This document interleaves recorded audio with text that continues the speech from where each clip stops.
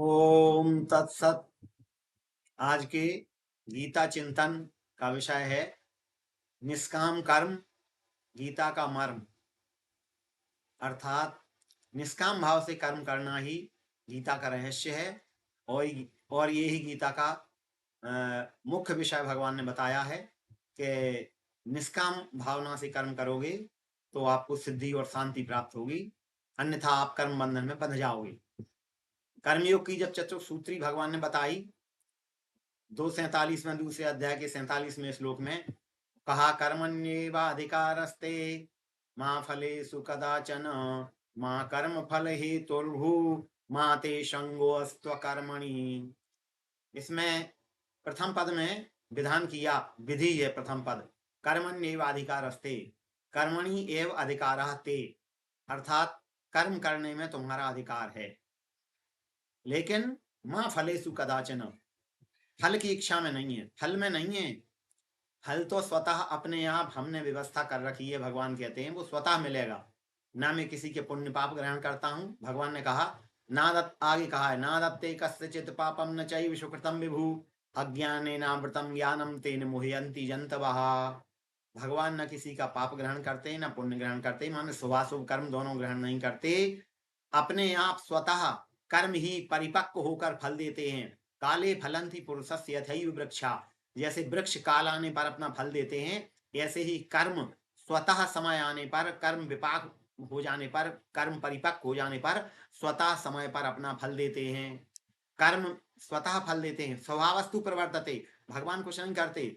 जब हम कोई कष्ट पड़ जाता है तो कहते हैं भगवान ने ये अच्छा नहीं किया, लेकिन भगवान किसी का न भला करते हैं न बुरा करते हैं। को न काहू सुख दुख कर दाता, निज कृत कर्म भोग सब भ्राता। मानस में भी तुलसीदास जी ने कहा है कि अपने अपने किए हुए कर्मों का सब फल भोगते हैं, भगवान किसी का भला बुरा नहीं करते।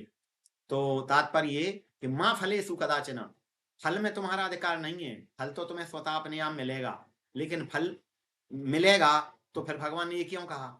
भगवान, इसका रहस्य ये है कि फल की इच्छा में तुम्हारा अधिकार नहीं है, फल की इच्छा का त्याग करो। क्योंकि हम शुभ फल के, शुभ कर्म का तो फल चाहते हैं, अशुभ कर्म का फल नहीं चाहते। हमको कष्ट होता है, प्रतिकूलताएं आती हैं, हम दुख में पड़ जाते हैं, संतप्त हो जाते हैं। तो हम जब इतने दुखी हो जाते हैं तो दुख का फल तो चाहते नहीं है, केवल सुख का फल चाहते हैं। तो ऐसा फल भगवान ने कहा है कि नहीं, समभाव रखिए। जिस जैसा आपने कर्म किया स्वतः अपने आप फल देगा। और कर्म के फल की तो एक विशेषता है, यथा धेनु सहस्त्रेण वत्सो गच्छति मातरम ततः पूर्व कृतं कर्म कर्तारम अनुगच्छति। पूर्व का किया हुआ कर्म उसी प्रकार कर्ता के पीछे पीछे फिरता है, जैसे कि हजारों गायों में बछड़ा जाकर के अपनी मां को ढूंढ लेता है। उसी प्रकार किया हुआ कर्म भी कर्ता के पास आकर अपना फल दे देता है। इसलिए फल तो मिलेगा ही। तो फिर भगवान ने मना किस बात की है? मना इस बात का किया है कि फल की इच्छा मत करो, अच्छे फल की भी इच्छा मत करो। इच्छा का त्याग करो, फलेच्छा का त्याग करो, फलाशा का त्याग करो। और कहा है आगे 17वें अध्याय में, अफलाकांक्षिभिर्युक्तै विदिदित दृष्टो युज्यते यष्टव्यमेवेति मना समाधाय स सात्विका। सात्विक यज्ञ बताया है, तो यज्ञ का फल तो अवश्य मिलेगा। और अच्छे फल के लिए सब लोग लालायित रहते हैं, सब लोगों को ये लालसा और अभीपसा और वासना रहती है कि हमें फल मिले। लेकिन भगवान ने कहा कि जो अफलाकांक्षिभिर्युक्तै, फल की आकांक्षा से रहित होकर के जो यज्ञ करता है वो सात्विक यज्ञ कहा गया है। क्योंकि फल की आकांक्षा न करे तो फल तो स्वतः मिलेगा, लेकिन आकांक्षा भी न करे, तो यहाँ आकांक्षा के त्याग से तात्पर्य है। और नीचे और स्पष्ट किया, माँ कर्म फल हेतुर्भू, तू कर्म के फल का हेतु मत बन, कारण मत बन। और माँ ते संगस्त्व कर्मणि, और तू अकर्मण्यता का संग भी मत कर, अकर्मण्य भी मत बन। 3 निषेधात्मक है, 3 पद, और 1 पद विध्यात्मक है। विधि और निषेध दोनों ही बातें शास्त्रों में बताई गई हैं। तो इसको आश्रय लेकर के भगवान ने कहा कि इस तरह से कर्म करो तो तुमको किसी कर्म बंधन में नहीं पड़ोगे। अगर कामना की इच्छा नहीं रखोगे तो किसी प्रकार की इच्छा ना हो काम काम प्राप्त करने की कि हमारा ये अमुक कार्य हो जाए, जो जैसा हो उसी में समभाव रख करके कार्य करे तो उसको कर्मयोग कहते हैं। सिद्ध सिद्धो समो भूत्वा समत्तम योग उच्यते 2:48 में। लेकिन इसके पहले ही भगवान ने कर्मयोग का फल बता दिया कि कर्मयोग के फल, निष्काम कर्म करने में 3 लाभ हैं। निष्काम कर्म करने में 3 लाभ भगवान ने बताए हैं। वो कौन कौन से? पहला, नेहाभिक्रमनाशोस्ति प्रत्यवायो न विद्यते। दूसरा, स्वल्पमप्यस्य धर्मस्य त्रायते महतो भयात्। न इह अभिक्रम नाशोस्ति। इस समत्व बुद्धि रूप योग में, इस निष्काम कर्म योग में अभिक्रम यानी बीज का नाश नहीं होता। बीज कभी भी नष्ट नहीं होता। सकाम कर्म में तो हम जो चीज भगवान से चाहेंगे कि हमारा अमुक कार्य हो जाए, भगवान प्रसन्न हो गए, सही कार्य हुआ है, अनुष्ठान सही हुआ है, तो उतनी ही पूर्ति हो जाएगी बस केवल। लेकिन निष्काम कर्म में बीज का नाश नहीं होगा, कभी भी बीज हमेशा संचित रहेगा। और प्रत्यवायो न विद्यते। और यदि कार्य करने में, निष्काम काम में यदि कोई त्रुटि भी हो जाए, कोई अनुष्ठान कर रहे हो, कोई योग कर रहे हो, यज्ञ कर रहे हो, किसी भी प्रकार का दान धर्म आदि कुछ भी कर रहे हो, उसमें अगर कोई त्रुटि हो जाए तो उल्टा रूप फल रूप दोष नहीं होता, उल्टा दोष नहीं होगा निष्काम कर्म में। सकाम में हो सकता है लेकिन निष्काम में उल्टा दोष नहीं होगा। तीसरा, स्वल्पमप्यस्य धर्मस्य त्रायते महतो भयात्। इस कर्म का, निष्काम कर्म का थोड़ा सा किया हुआ कर्म भी, थोड़ा सा अल्प मात्रा में किया हुआ कर्म भी महान भय से उद्धार, जन्म मरण रूप सबसे बड़ा भय है कि हम 84 लाख योनियों के चक्कर में न पड़े, तो इस महान भय से उद्धार कर देता है निष्काम कर्म का थोड़ा सा किया हुआ कार्य भी। तो इस निष्काम कर्म में 3 लाभ हैं। बीज का नाश नहीं होता, दूसरा उल्टा फल रूप दोष होने पर उल्टा फल नहीं होता, और तीसरा थोड़ा सा किया हुआ निष्काम कर्म भी बहुत अधिक फल को देने वाला है। तो इसमें लाभ ही लाभ है। 3 लाभ बताए भगवान ने, 3 लाभ हैं। तो निष्काम कर्म ही गीता का मर्म है। 6वें अध्याय के पहले श्लोक में भगवान ने कहा है, अनास्त्रता कर्म फलम कार्यं कर्म करोति यः सा सन्यासी च योगी च। भगवान ने कहा है कि निरग्नि और अक्रिय व्यक्ति सन्यासी नहीं है, बल्कि जो करने योग्य कार्य को अनाश्रितः कर्म फलम, कर्म फल का आश्रय न लेकर, कल फलेच्छा का त्याग कर, फलाशा का त्याग कर, फलाकांक्षा का त्याग करके जो करने योग्य कार्य को करता है वही सन्यासी है। भगवान ने पीले कपड़े पहनने मात्र से, भगवान वस्त्र धारण करना मात्र सन्यास का कारण नहीं बताया। भोजन बनाना छोड़ के भीख मांगने लगो, भीख मांगो, भगवान ने कभी नहीं कहा कि अर्जुन तो भिक्षा मांगने को तैयार थे, भगवान ने कभी उपदेश नहीं दिया कि भीख मांग के खाओ। सन्यासी का, सन्यास आश्रम का उपदेश नहीं दिया प्रत्यक्ष।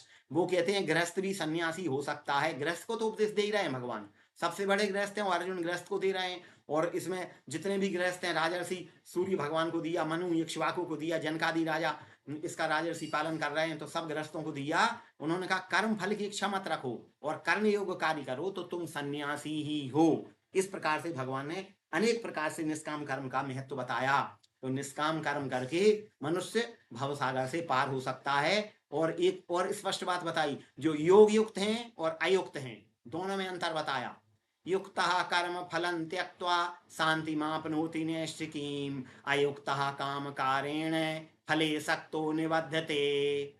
जो योग युक्त है, युक्तः कर्म फलं त्यक्त्वा, वो कर्म की फलेच्छा को त्याग कर, जहां भी कर्म फल आया है उसमें कर्म फल की इच्छा है, गूढ़ रहस्य ये कि कर्म फल की आपको इच्छा ही ना हो कि हमने ये यज्ञ किया है इसका हमें अमुक फल प्राप्त हो, ये मत चाहो।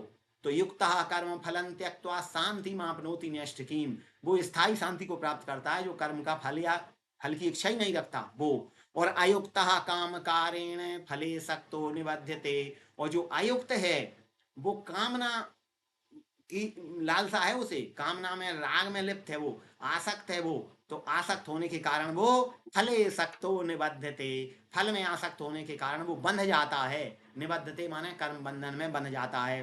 तो स्पष्ट पहले उसमें पहली लाइन में बता दिया कि युक्ता कर्म फलन त्यक्त्वा शांति मापनोति नैष्ठिकीम्, जो कर्म फल का त्याग कर देता है, फलेच्छा का त्याग करके वो स्थायी शांति को प्राप्त करता है। और जो अयुक्त है, योग युक्त नहीं है, वो कामना की इच्छा में बना हुआ फले सक्तो निबद्धते, फल की इच्छा में बंध जाता है और बंधन में बंध के जन्म मरण के चक्र में पड़ जाता है, तो वो नष्ट हो जाता है। इसलिए भगवान ने गीता में पदे पदे इस बात को कहा कि निष्काम कर्म करो, कामना फलेच्छा का, फलाशा का त्याग करो, अपलाकांक्ष यज्ञ, ऐसा यज्ञ करो जिसमें फल की आकांक्षा न हो। और यज्ञ तो अपना किया हुआ स्वधर्म कुछ भी करो, त्याग की भावना से, परहित की कामना से करो, भगवतार्थ कर्म करो, तो वो यज्ञ ही है। इसलिए सात्विक यज्ञ जब कहलाएगा जब आप फल की इच्छा नहीं करोगे, निष्काम भाव से कर्म करोगे। तो इस निष्काम भाव निष्काम कर्म ही गीता का मर्म है। और इसके 3 लाभ हमने आपको बताए कि बीज का नाश न होना, उल्टा फल दोष, उल्टा फल जो होगा उसका जो दोष रहेगा वो उल्टा फल नहीं करेगा। दोष भी रह जाए तो कोई बात नहीं है, वो निर्दोष नहीं हो और दोष युक्त हो तो भी वो उल्टा फल नहीं करेगा निष्काम कर्म। तीसरा ये है कि थोड़ा सा किया हुआ कार्य भी महान भय से उद्धार कर देने वाला है, जन्म मरण रूप भय से उद्धार करने वाला है। इसलिए ये निष्काम कर्म गीता का मर्म है। ये आचरणीय, पालनीय और करणीय है। इसका निधिध्यासन अवश्यमेव करना चाहिए। श्री कृष्णार्पणमस्तु। ओम तत्सत।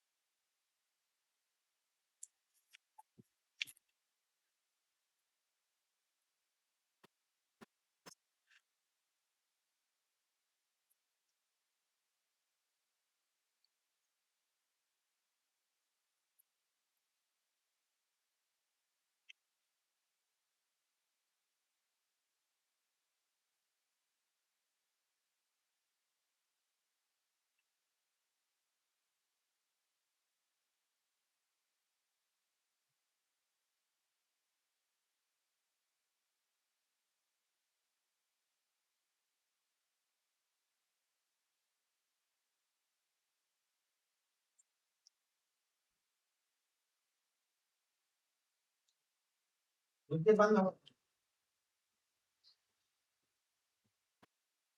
बंद हो। मैंने तो भगवान नंबर का देखो टाइम